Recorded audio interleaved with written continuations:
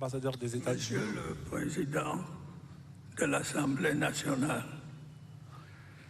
Monsieur le Vice-président du Sénat, Monsieur le Président du Conseil constitutionnel, Monsieur le Premier Président de la Cour suprême, Mesdames et Messieurs les députés, Mesdames, Messieurs, chers compatriotes, je voudrais avant toute chose remercier Monsieur le Président de l'Assemblée nationale pour ses mots aimables de bienvenue et ses encouragements.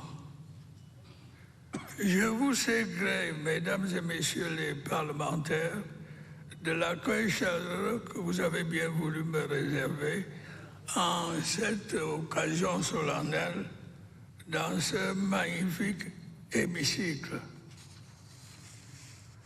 Je tiens à exprimer ma très profonde gratitude au peuple camerounais qui, une fois de plus, a décidé de m'honorer de sa confiance. Celle-ci m'a toujours été et me sera encore assurément d'un précieux soutien au cours de ce nouveau mandat.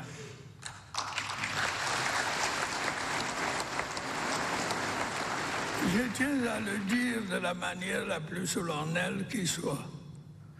Je ne ménagerai aucun effort pour continuer à être digne de cette confiance. Quelles que soient les circonstances, quelles que soient les difficultés, les obstacles ou les défis. Tel est le sens du serment que je viens de prêter devant le peuple camerounais que vous représentez.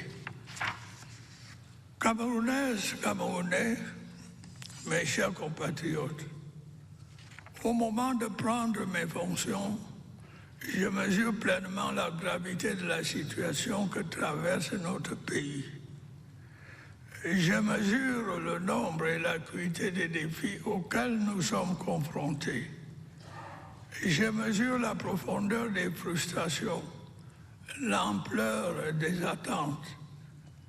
Je mesure l'importance des responsabilités qui vont être celles du président de la République. Je voudrais en cette occasion solennelle renouveler devant vous un engagement que j'ai déjà pris par le passé dans les mêmes circonstances. Celui de rester fidèle aux idéaux qui m'ont guidé depuis mon accession à la magistrature suprême. Celui de me consacrer entièrement à la mission sacrée que Dieu Tout-Puissant et le peuple camerounais souverain ont bien voulu me confier, celle d'œuvrer sans relâche à l'avènement d'un Cameroun uni, stable et prospère.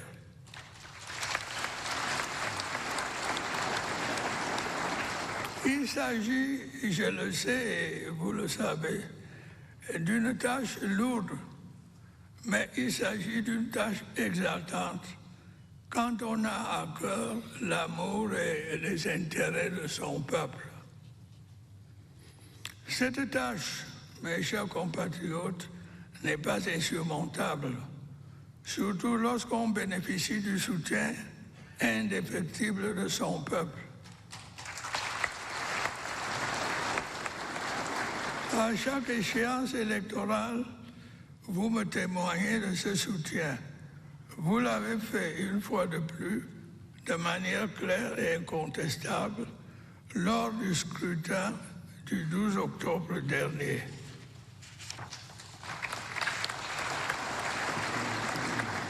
Camerounaises et Camerounais de l'intérieur comme de la diaspora, en ce jour où j'entame un nouveau mandat, de par la volonté de Dieu et du peuple camerounais souverain, je voudrais tendre la main à tous et à chacun. Nous devons ensemble jeter les bases d'un avenir encore plus prometteur pour notre cher et beau pays, notamment pour notre jeunesse, Nous avons certes beaucoup accompli, mais nous avons encore tant à réaliser ensemble pour nous-mêmes, mais aussi pour les générations futures. J'en appelle donc à l'union sacrée. Joignez-vous à moi pour que nous puissions ensemble, dans la paix et la concorde, relever les formidables défis auxquels notre pays est confronté. Je vous invite tous à prendre part à ce combat salutaire. Les joutes de l'élection présidentielle sont derrière nous. L'heure est désormais au rassemblement. Ce pays est notre patrimoine commun. C'est notre bien le plus précieux. Nous devons le construire, le solidifier, le moderniser et non le détruire.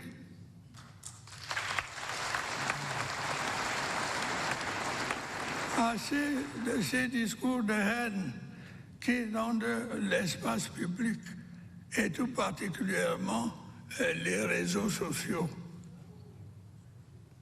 Camerounaises, Camerounais, mes chers compatriotes, le projet de société dont je suis porteur vous a été exposé et expliqué de long en large pendant la campagne électorale qui vient de s'achever.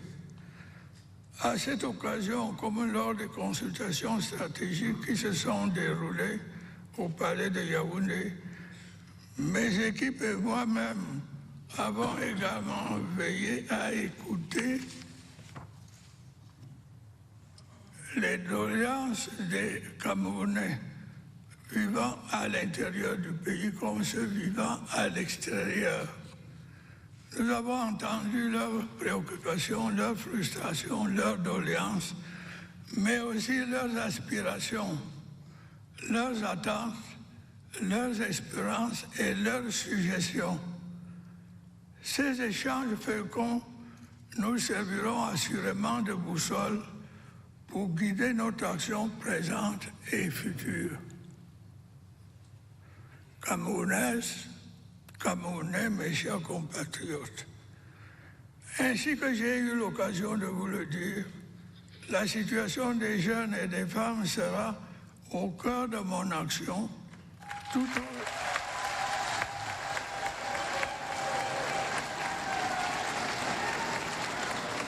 au long de ce septennat. L'un des principaux objectifs que je me suis fixé à cet égard est de promouvoir une meilleure responsabilisation et une meilleure protection des jeunes et des femmes.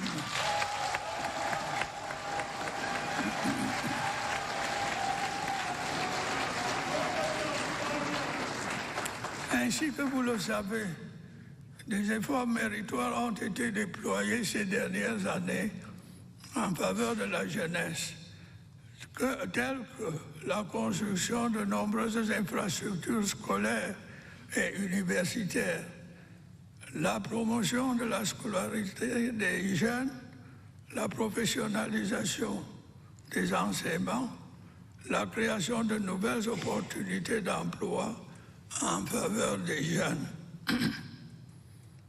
Nous allons intensifier ces efforts en veillant à ce que les jeunes et les femmes bénéficient d'une protection accrue dans les milieux scolaires et professionnels, mais aussi en dehors de ceux-ci, pour pouvoir s'épanouir pleinement.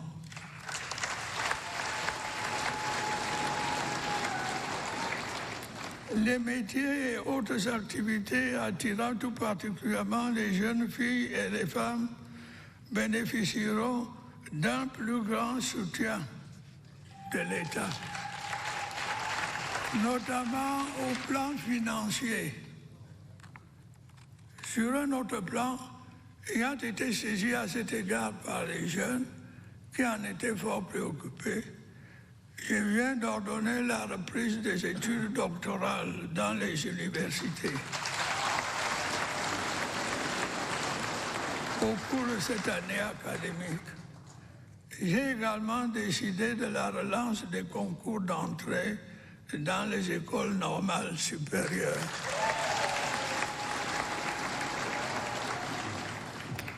Mes chers compatriotes, mesdames et messieurs, j'envisage de mettre en œuvre dès les premiers mois de ce septennat un plan spécial de promotion de l'emploi des jeunes dont les axes principaux seront les suivants. Premièrement, la mise en place de facilités administratives et fiscales pour les entreprises privées avec en contrepartie l'obligation pour celles-ci de recruter les jeunes. Deuxièmement, le renforcement des mécanismes d'encadrement et d'accompagnement des jeunes dans la conception, la mise en œuvre et le financement de leurs projets. Ceci se fera en liaison avec les banques locales et les bailleurs de fonds internationaux. Troisièmement, la promotion du développement d'entreprises dans les secteurs à fort potentiel de création d'emplois, à l'instar du numérique, des mines, de l'agriculture et des services. Quatrièmement, dès le prochain exercice budgétaire, une proportion du budget d'investissement de l'État sera consacrée à la réalisation de travaux à haute intensité de main-d'œuvre, au profit des jeunes sur toute l'étendue du territoire. Ceci se fera en lien avec les collectivités territoriales décentralisées et les associations. La réussite de ce plan sera facilitée, j'en suis persuadé, par le courage, l'ingéniosité et l'inventivité dont nos jeunes compatriotes savent si souvent faire preuve. Mes chers compatriotes, mesdames et messieurs, soucieux d'apporter des réponses appropriées aux préoccupations des populations, nous veillerons au cours de ce septennat à accélérer la réalisation des projets en cours dans différents secteurs stratégiques tels que l'énergie, l'hydraulique, les infrastructures routières et la santé publique. Il va sans dire que les efforts engagés dans la lutte contre la corruption seront intensifiés.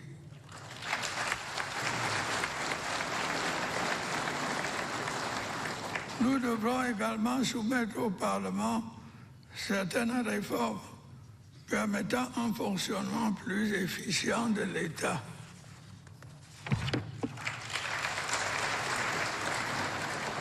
Grâce à une adaptation de nos institutions aux exigences de notre environnement.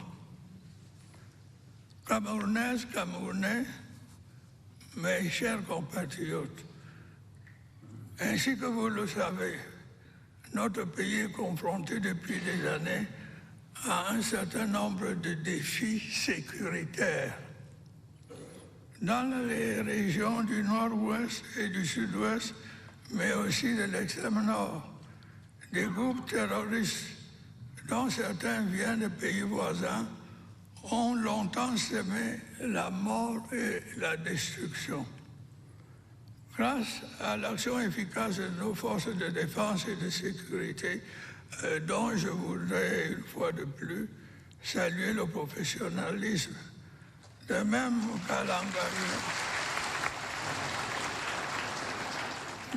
qu'à l'engagement courageux de nos vaillantes populations, la situation générale s'est nettement améliorée. Les efforts de reconstruction menés par le gouvernement avec le soutien de nos partenaires internationaux consolident peu à peu un retour progressif à la normale. Ces efforts vont se poursuivre inlassablement. Et j'invite à cet égard les chefs traditionnels, les élites et les forces vives des régions affectées à s'engager plus avant dans la sensibilisation des membres des groupes armés afin qu'ils saisissent la main tendue du gouvernement et déposent les armes. Ce dialogue communautaire pourrait être mené en collaboration avec les autorités administratives et favoriser le retour de ces jeunes en déshérence vers leurs communautés respectives après leur nécessaire passage au sein du programme DDR. Je voudrais une fois de plus mettre en garde ceux des membres de ces groupes armés qui persisteront à poursuivre leurs activités criminelles contre les conséquences dramatiques de leur obstination. Je remercie les pays amis qui ont commencé à traquer et à traduire en justice les commanditaires de ces actes criminels qui se terrent sur leur territoire. J'encourage ceux de nos partenaires qui ne l'ont pas encore fait à leur emboîter le pas et agir contre ces terroristes. Ces terroristes qui incitent impunément à la violence contre nos innocentes populations à partir de leur pays. Le terrorisme est un fléau international qui doit être combattu vigoureusement partout où il montre son visage hideux. Camerounais, mes chers compatriotes, l'élection présidentielle qui vient de s'achever porte témoignage de la grande maturité du peuple camerounais et de son attachement viscéral à la démocratie. Pendant le temps de la campagne électorale, voire avant l'ouverture de celle-ci, les Camerounaises et les Camerounais ont librement débattu. Ils ont souvent avec passion, mais toujours de manière pacifique et responsable, confronté leurs idées, leurs programmes et leurs ambitions. Le scrutin lui-même, entièrement financé par le budget de l'État, a été organisé et s'est déroulé de manière satisfaisante de l'avis même des observateurs internationaux. Je voudrais à cet égard féliciter chaleureusement l'organe en charge des élections.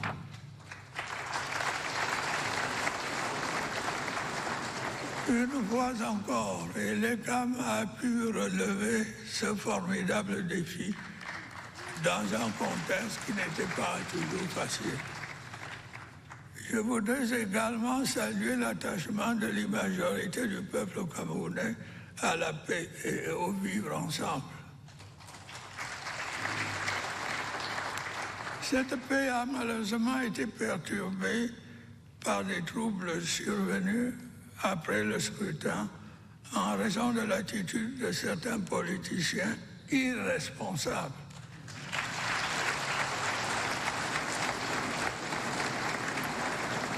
Dans diverses localités, des scènes de pillage et de vandalisme d'une violence inouïe ont été observées. Il en a résulté des incendies, des destructions des biens publics et privés, des attaques contre les forces de l'ordre et des pertes en vie humaine. La situation a pu être maîtrisée grâce au courage, à l'abnégation et au professionnalisme des forces de défense et de sécurité qu'il me plaît de féliciter chaleureusement.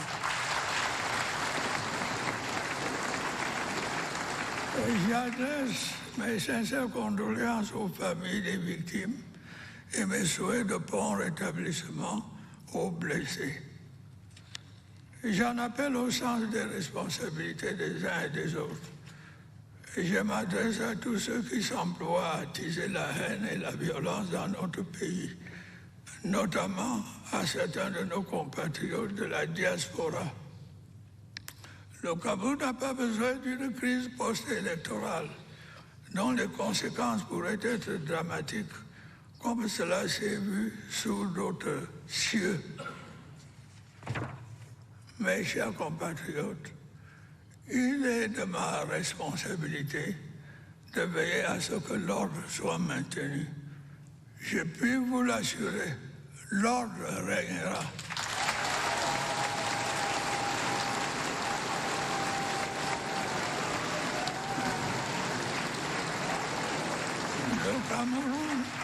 Le Cameroun continuera d'avancer. Vive la République, vive le Cameroun.